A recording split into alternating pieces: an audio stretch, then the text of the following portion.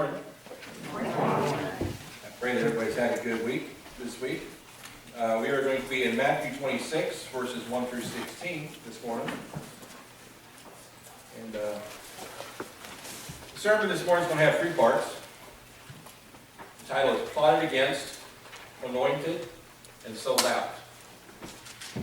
These are all things that happened in Jesus' life towards those last few days before he went to the cross.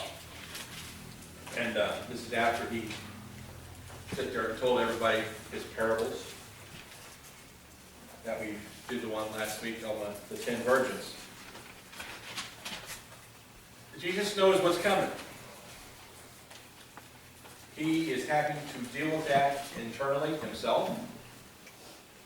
We know that he goes and talks to his Father a lot, gets support from him in prayer. And that's an example we should take ourselves too, is, when we're struggling with something, we need to reach out to God. And we need to reach out to others to help us get through our situations. Prayer works. Don't let nobody ever tell you prayer doesn't work, because it does work. So if you are able, I ask that you stand as we read from Matthew 26, 1 through 16 this morning. Now it came to pass, when Jesus had finished all these sayings, that he said to his disciples, "You know that after 2 days is the Passover, and the Son of Man will be delivered up to be crucified. The chief priests, the scribes, and the elders of the people assembled at the palace of the high priest, who is called Caiaphas, and plotted to take Jesus by trickery to kill him. But they said, 'Not during the feast, lest there be an uproar among the people.' And when Jesus was in Bethany, at the house of Simon the leper, a woman came to him having an alabaster flask of very costly fragrant oil, and she poured it on his head as he sat at the table. But when his disciples saw it, they were indignant, saying, 'Why this waste? For this fragrant oil might have been sold for much and given to the poor.'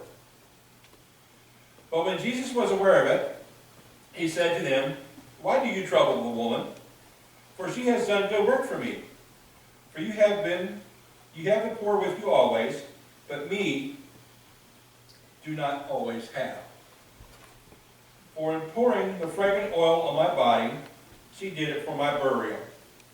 Surely I say to you, wherever this gospel is preached, the whole world, what this woman has done will also be told as a memorial to her.' Then one of the 12, called Judas Iscariot, went to the chief priests and said, 'What are you willing to give me if I deliver him to you?' And they counted out to him 30 pieces of silver.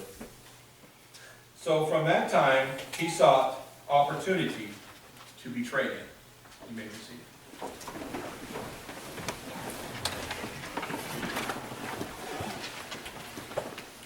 The plot against Jesus had started way before this, because the scribes, the Pharisees, everybody knew that Jesus was a threat to them, a threat to their lifestyle, a threat to their comfort zone. They wanted to get rid of him.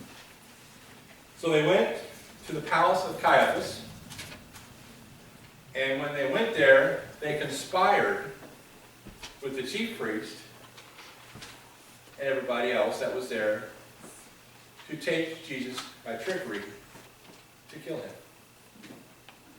That would be like us going into a back room somewhere and plotting the death of somebody who is very popular among the people and planning on getting away with it because we do not like their ideas. We don't understand their ideas. They don't conform to our lifestyle. That's what these people are planning. And that's why Jesus knew he was going to die soon, because he knew it was all going to come to fruition, where where he had to go be the sacrificial lamb for us.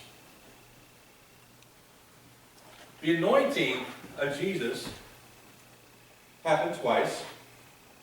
The first time that it happened was 6 days before the Passover. If you would, turn to John chapter 12, verses 1 through 5.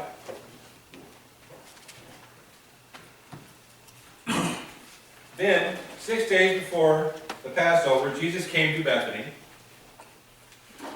where Lazarus, who had been dead, whom he had raised from the dead, and there they made him a supper. And Martha served, but Lazarus was one of those who sat at the table with him. Then Mary took a pound of very costly oil of spikenard, and anointed the feet of Jesus, and wiped his feet with her hair. And the house was filled with the fragrance of the oil. But one of his disciples, Judas Iscariot, Simon's son, who would betray him, said, "Why is this fragrant oil not sold for 300 denarii and given to the poor?" Then he said, not that he cared for the poor, but that because he was a thief and had the money box, and he used to take it, whatever was put in it. So here's Mary, Martha's sister. She went and bought an expensive oil called spikenard. That oil was worth 300 denarii, about a month's wages. And if you want to spend a month's wages on oil to anoint somebody's feet, you would do that. That was your own personal business. That was Mary's business. But Judas says, wait a minute, whoa. It should have been sold so we could give it to the poor. But Judas' ulterior motive, 6 days before the Passover, that's when this first time occurred, was that the money would go into the purse that he kept the money in, and he would take it to use it for his own deeds. He didn't really care about the poor. He cared about Judas and what Judas could buy to satisfy himself with the money that he was responsible for. Mary did what she believed was right because she listened to what Jesus was saying. She listened to what Jesus said.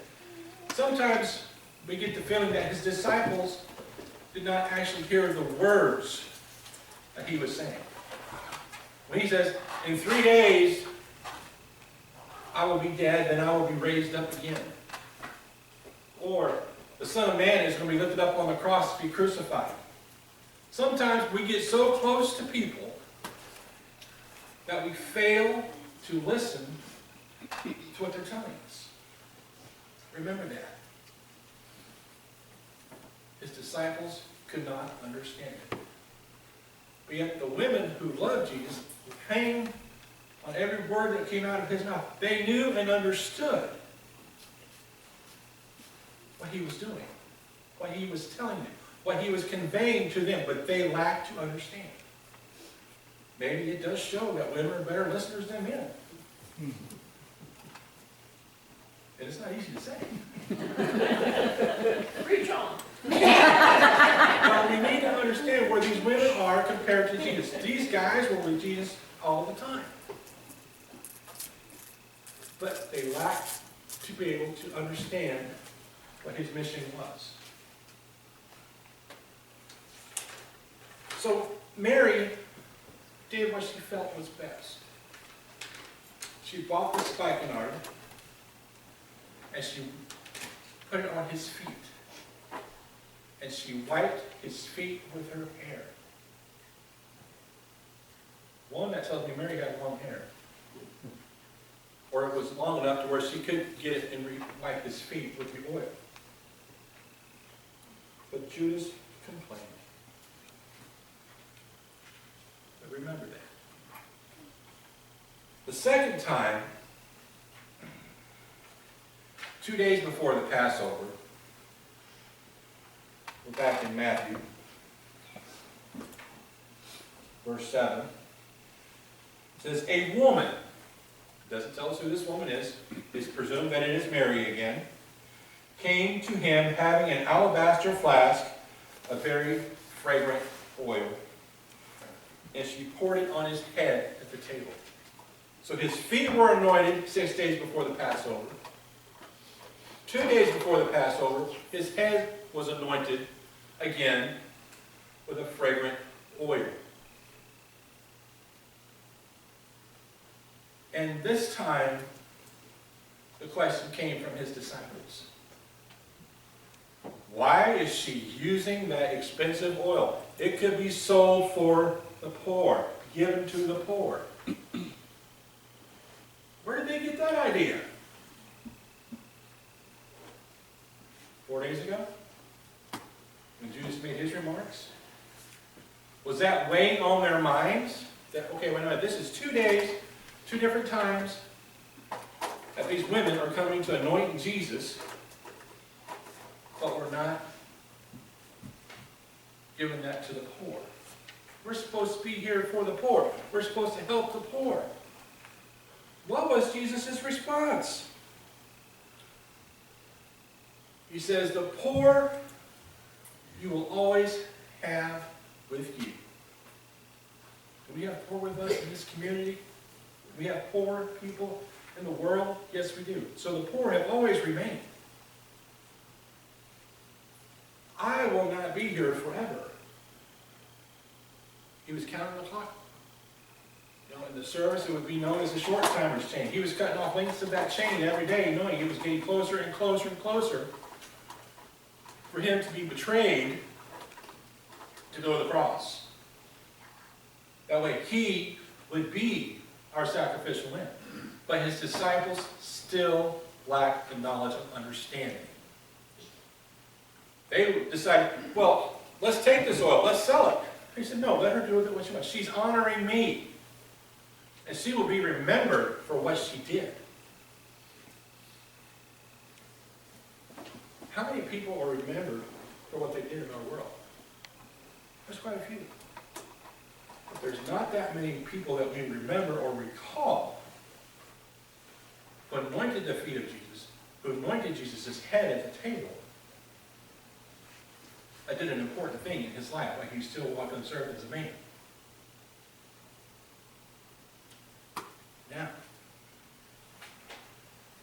once Jesus got him past that point, he told them, he says, look, she's going to be remembered. She's doing it for me because she knows that my body's going to need to be prepared for burial. And that's what she did.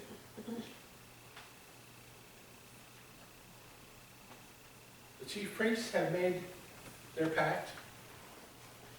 Jesus has been anointed twice. 6 days before the Passover. Again, 2 days before the Passover. But here comes the hard part. Being sold out. Verse 14 in Matthew 26, it says, then one of the 12, called Judas Iscariot, went to the chief priests and said, what are you willing to give me if I deliver him to you? What are you willing to give me?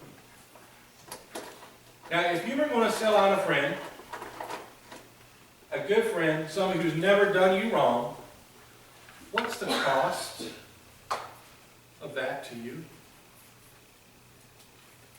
Judas never even negotiated a price to sell out Jesus.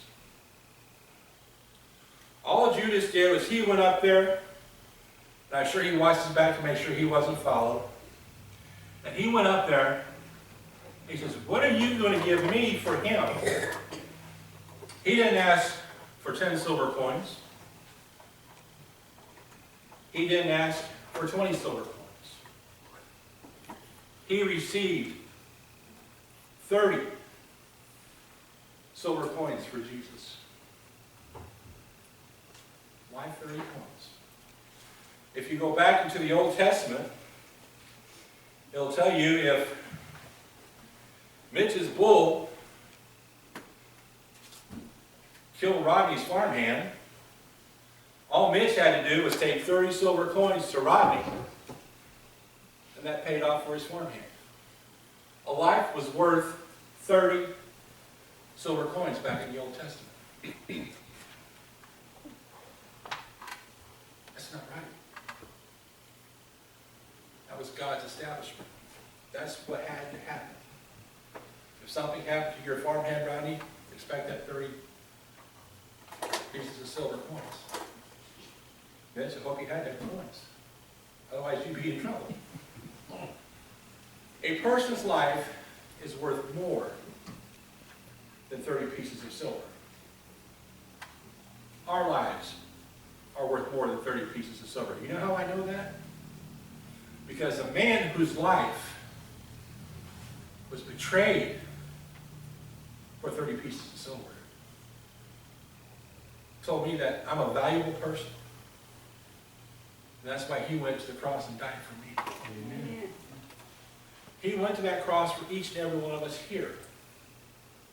Because the man who betrayed him went to the priest and says, "What do you give me for him?" And I'm sure it was pretty nonchalant because Judas had in mind, okay, I'll give you Jesus, I will turn him over to you. But he failed to ask questions. But we recall the chief priest, Caiaphas, the Pharisees, and everybody there, the scribes, they decide, okay, we are going to have to get him by trickery. So I'm sure if Judas would have asked the question, are you going to kill him, or are you just going to put him in prison? I'm sure their answer would have been, oh, we're just going to put him in prison, Judas. He's a threat to society. We want to make sure that people don't hurt him. We're going to put him in prison for his own protection. Sound familiar? Like a witness protection program? That's what we're going to do. I'm sure that's what they would have told him. Because they already schemed the plan to kill him by trickery. So I'm sure Judas was okay, you're right. I can deal with you giving me these 30 pieces of silver to turn him over to you. I will find the opportunity for you to come and get him. I will let you know where he's going to be so you can put him in prison for his own safety. So you can guard him forever for his own safety. When Judas left with those 30 coins, how do you think the upper echelon of Israel thought of Judas? I believe they probably looked at him and said, "You fool. You just answered our prayers. You just gave us everything we wanted for 30 pieces of silver. We won. We're going to kill Jesus. We're going to get him out of our hair. Things are going to go back to the way things should be. The people that are following Jesus are going to come back and follow the rules that we've established and not what Jesus is telling them." 30 pieces of silver. It's not very much. But it was worth one man's life for all of us. Let us go to the Lord. Father, as we come to you this morning, we thank you for your word.